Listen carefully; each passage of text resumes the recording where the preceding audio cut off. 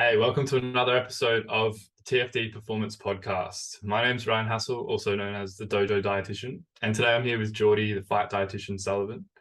Last time on the podcast, Geordie, we had a bit of a chat about important considerations for making weight with same-day weigh-ins, so things like BJJ, wrestling, those sort of competitions. In this one, I kind of want to dig into a bit more of something similar, but like a little bit more just like slight differences, and that's like our multiple day weigh-in. So when we've got athletes competing in like amateur MMA, amateur boxing tournaments where they're competing over multiple days, let's have a bit of a chat about like what are the considerations for making weight, competing, and then having to back it up and make weight the next day. So some of the things we'll chat about, I think we'll go over like some common mistakes that we've both seen in these types of events, some do's and don'ts for how to make weight consecutively, and then go over some practical examples of how to fuel on the day to make sure that you're going in and competing fueled, but you're not struggling to make weight for the next day. Yeah, I think this is an area that a lot of athletes struggle with. And I know we're going to talk about it, is because they either do one of two things. They either treat these weigh-ins as if they're like 24-hour weigh-ins and they try to just repeat that cycle, or they use the same principles that they use for the same day weigh-ins, which isn't terrible, but you need to tweak them to be able to do these things correctly. And so it's kind of nuanced. And if you understand how a 24-hour and a same day weigh-in works, you should understand how you need to adjust this after this podcast to make this work. But it's important that you do have a plan for your multiple day weigh-ins, because we've seen it time and time again. And I've had so many athletes that nail their first day weigh-in, and then they might be in a 3-day tournament and the finals are on the third day, and then they don't win that tournament. And it's not because they're not a great athlete and they weren't the best there. It was purely because they stuffed up this weight descent and this weight cut during those 2 days. They got it right the first time. Second time, it was really just iffy. And then that third day, just a complete disaster. And we'll talk about why that can happen and what you can do to avoid that. Yeah, for sure. Yeah. I've seen some crazy stuff. Like I remember one of my athletes was competing over in the States for a Muay Thai tournament. And one of the athletes that they were competing against did like literally that. So they made weight the first day, and then the next day came in 4 kilos heavier, and started to cut all that off like the next day. And like, as you can imagine, that just cuts right into your performance, right? So let's have a bit of a chat about kind of like the do's and don'ts. So obviously with these style competitions, it's kind of similar to the ones where we're coming in on the same day and making weight. There's obviously a little bit more leeway in terms of how much you're able to dehydrate, because generally for these tournament style events, what happens is they'll set up the weigh-ins in the morning, say like 7 a.m., 9 a.m., somewhere early typically. And then the actual competition, like the fights, will be sometime in the afternoon. So you generally will have a bit of a window compared to like IBJJF rules where you're like weighing in on the mat straight away. But generally, it's still a good idea to go into that fight week, because you're making weight over multiple days, sort of as close to the weight you're going to be competing at as possible. So, I mean, like a general rule of thumb is somewhere probably around 2 to 3% off, where it's going to be like if you do need to cut that weight off in the morning, it's not really going to put you at risk of either cutting into your performance or compromising your health going into the fight.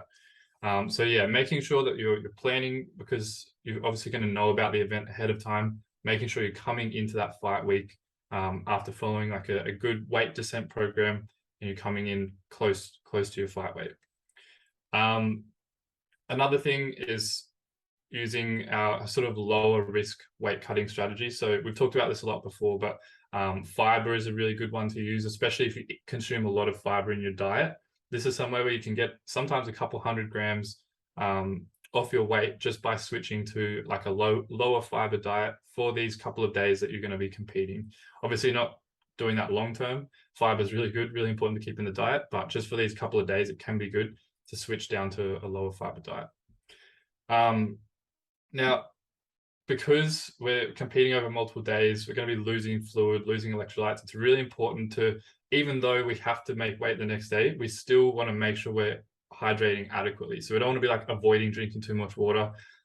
We spoke about this a little bit just off the podcast before, Geordie, about your own previous experiences, like before you got into this. So I don't know if you want to kind of dig into that, but It's definitely something where people can be a bit afraid of that next day weigh-in, and so they kind of hold back from either eating or consuming enough fluid, and they end up competing dehydrated, and then they realize, oh shit, I'm actually like 2 kilos under where I need to be, just because they've been too afraid to actually drink water. So it's important to remember to we do need to adequately hydrate during this time, and we also need to be consuming enough food. And then the last thing that I'd recommend doing is like making sure you've got a plan for all of this coming into fight week. So don't like get to fight week and then be trying to figure out, oh shit, okay, how much food do I need to be eating? When do I need to be eating it? How much fluid do I need to be having? It's good to already have all of this stuff planned out, so you're not getting to fight week stressed out and trying to figure this out while you're also thinking about what you've got to be doing on the mat or in the cage. Making sure you've got a plan consolidated beforehand so you can kind of just hit the ground running when you get to fight week.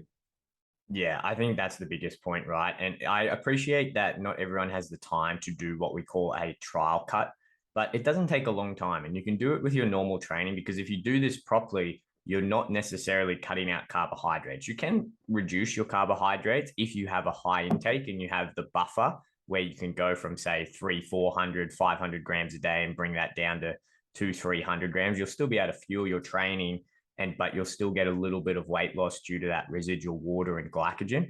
But plan it and have a go at it before. This is something I wish I did back when I was competing. Like Dojo said, the biggest mistake out of those things that I did and didn't do was the rehydration. I would freak out so much about drinking fluid, knowing I either had to make weight that afternoon or the next day in these multi-day tournaments, and just going, man, like I can't drink it. And you feel it. You might get away with it the first day, because if you've come in pretty hydrated, you'll feel okay. But when you just deplete and deplete, by the third day, you really do feel terrible. And especially sports where you're doing a lot of grappling and you've got a lot of those isometric holds, that's where I felt it most. And I always felt that like I'd never really cramp, but I'd cramp on the last day or at the back end of that, because I was just so fluid depleted from not adequately hydrating. So that's really important too. And those are things that you need to practice in that trial cut.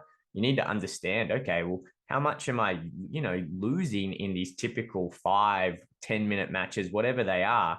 How much am I losing? And then how much can I replace? Because a big thing is if you have one match or two match or whatever, a tournament style, you're going to be losing sweat throughout that day, and you need to replace that. Yes, you need to be mindful that you're not going to overdo it for the next day, but you need to be mindful. So out of all of those points, I think making sure you get the rehydration right. I understand it can be very tricky and intimidating when you're like, shit, I've got to make that weight the next day, but make sure you practice it, put it back in, because that's something that's definitely going to, adhere. That's definitely something that's going to be a detriment to your performance, especially with these multiple day weigh-ins where you got 2-3 days of competition. Yeah, definitely. Where you're getting like depleted over the course of the competition. Well, let's start digging into maybe some like practical examples of how the guys listening in can put this stuff into practice for their competition. So I guess because we've just talked about hydration, we can start there. So how would you recommend they go about planning out their hydration either leading up or during the days of, to make sure that they're getting enough in, but they're still going to be able to make weight for the next day? Yeah, I think just having a general good water intake in your day-to-day life is super, super important. It's super underrated as well, because you need to be drinking a good amount of water. I think people think that if you say put 3 liters of fluid in your body during the day, that you're just going to be 3 kilos heavy. It's not how it works. Your body loses naturally anywhere from 2,500 milliliters up to 3,000. So 2.5 to 3 liters just through your bodily functions. You lose water when you breathe. You're breathing out perspiring air. Obviously, when you sweat, you're going to be losing fluid. When you're going to the bathroom, you're losing fluid. So you're losing fluid constantly throughout the day. So making sure that you've got a good baseline is really important. And then being really aware of how much do you actually lose when you're exercising, and having a game plan and knowing, okay, when I'm going to make this weight, I'm going to make the weight. And I know I've got this buffer of, 600 mils, like 1,000 mils, whatever it is, 500 mils that you can put in, because that's something that I see a lot. People just don't have a plan when it comes to actually getting in there, and they just freak out. And if you don't have a plan, your default is to just not put it in. And I don't care what anyone says, your default is always just not going to have it. I think in the days leading up to the weigh-ins, another mistake is you do not want to water taper.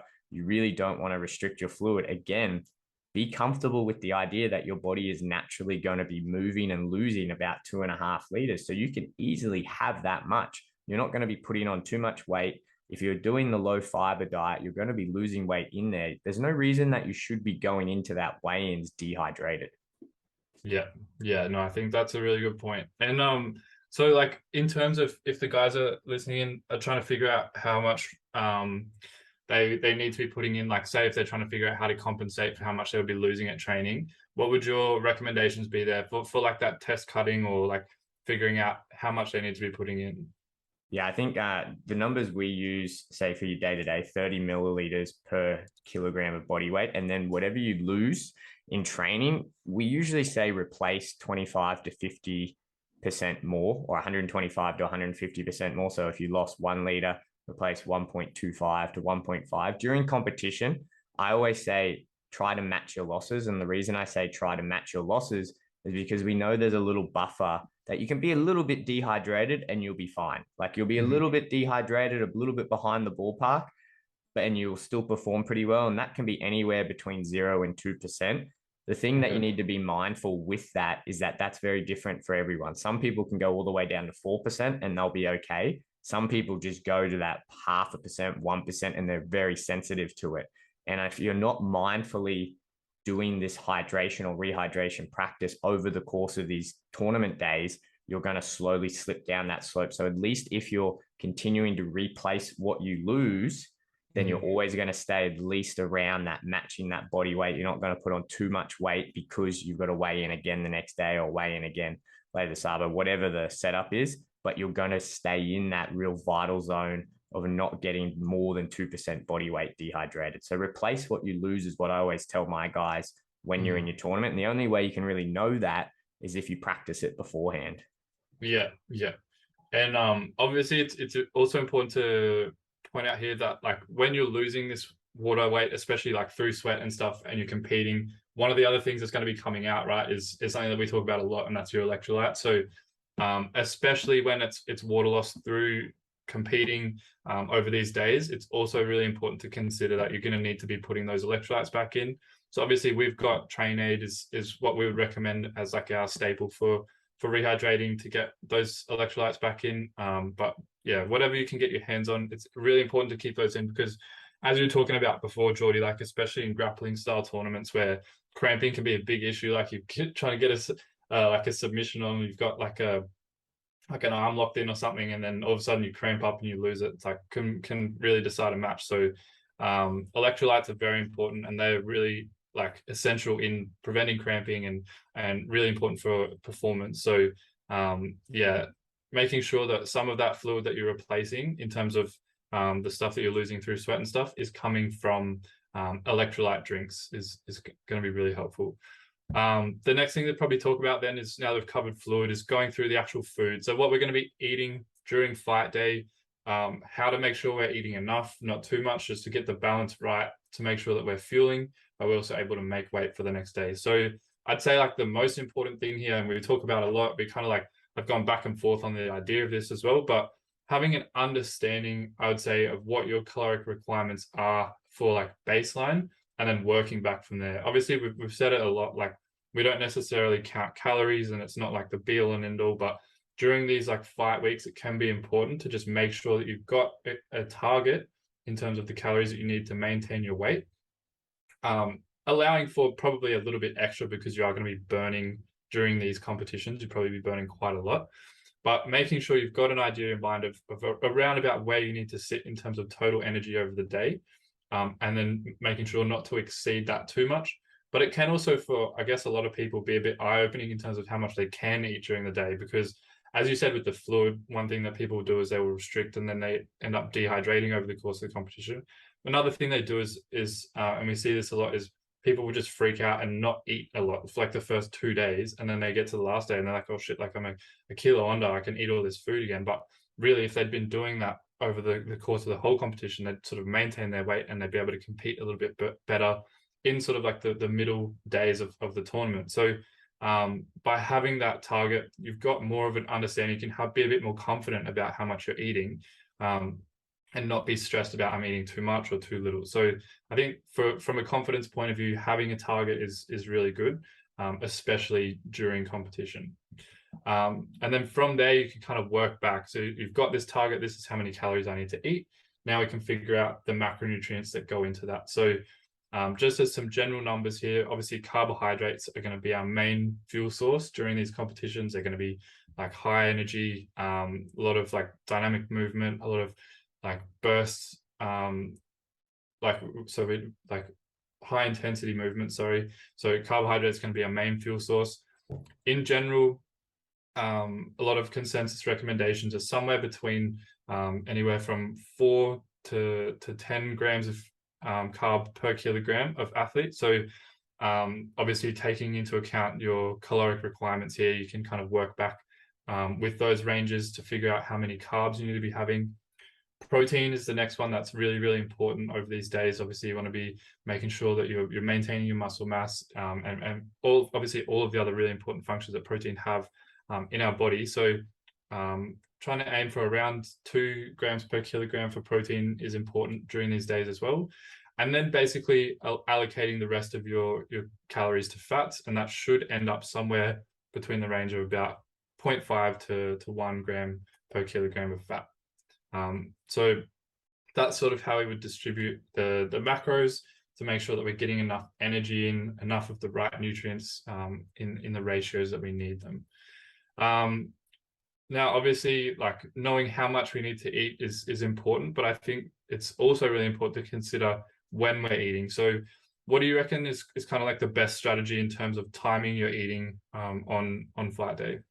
Yeah, I think the same old principle that we always talk about, never try anything new come competition day, is really important. Sure. So on your big training days, you should have this mapped out. And I think if I'm going to add anything to what Dojo just said, if you're listening to those macro numbers and you're thinking, man, that sounds like a lot of food, it can be, but it also doesn't have to be. And this is where using and utilizing low volume and the low fiber foods are going to be very, very useful, because you can get a lot of carbs in and have a pretty low volume of food. When I say low volume, I'm talking about the physical weight of that food. And we talk often with our clients, we're using things such as rice cakes, which weigh next to nothing, but they provide a good amount of carbohydrates. And you can add, honey and jam or Nutella and then fruits on top of that, or dried fruits, which are really low weight, but very highly densely packed with carbohydrates. You can use things like candies. We use things like milk chocolate, which is low in fiber, low weight, but very high in carbohydrate. Things like that can help you achieve those carbohydrate numbers, but then keeping your totality of volume or overall weight of food that you're consuming quite low. And then the second thing, like Dojo said, is the timing is really important as well, because you want to make sure that you're putting those foods in. But if we're doing a high intensity explosive sport like BJJ, Muay Thai, MMA, the IMF setup, you want that energy available. So I always like to say, get a good breakfast in beforehand. And if you plan your weight out, you should be able to eat before your weigh-ins. Or if you can't, usually with these type of weigh-ins, you've got a few hours before you compete. So make sure you're getting a very good high carb, low fiber, low volume breakfast in, at least ideally 3 hours before competition, at least. I like to tell all of our guys, make sure you top up your blood sugars about 30 minutes. Again, this is something you need to practice. You need to practice during those high training days, because you don't want to try this for the first time and then do a Paddy Pimlet and go out there and spew in the cage or in the ring or on the mats or whatever it is. So make sure that you are doing that. Again, that could be 30 minutes all the way up to an hour, but make sure you are getting those carbohydrates in. I think with protein, just like we always say, pace that out throughout the day, every 3 to 4 hours. Have it with your meals. It's good to have it with those carbohydrates to help that uptake. So very easy things. Like I get my guys, one of the things we get them to make is say oats in that 3 hours before competition. Very easy to make protein oats and add a bunch of fruit to that to make sure you're getting multiple sources of carbohydrates in. You can make it so it's not that high volume, but you're getting a good source of carbohydrates, good source of protein in there. And it's really going to set you up and give you a lot of good energy. And then again, just making sure that you're putting in that fluid. So when you get to that first match, it's really, really important that you're hydrated and you're going in there the best you can. Mm-hmm. Yeah, and then I think the last consideration for nutrient timing is some of the slower digesting things. So like you've got your fat or like low GI. Like we've talked about high GI, low GI enough. I think at this point that the guys listening in probably have an idea, or if you haven't, maybe go back and listen to some of the carbohydrate podcasts that we've done before. But some of these foods that take a longer time to digest, you really don't want to be consuming too close to the competition. Like we've obviously got those ones that you were just talking about there, like the things that are really easy to digest can be eaten basically up until about half an hour before competing.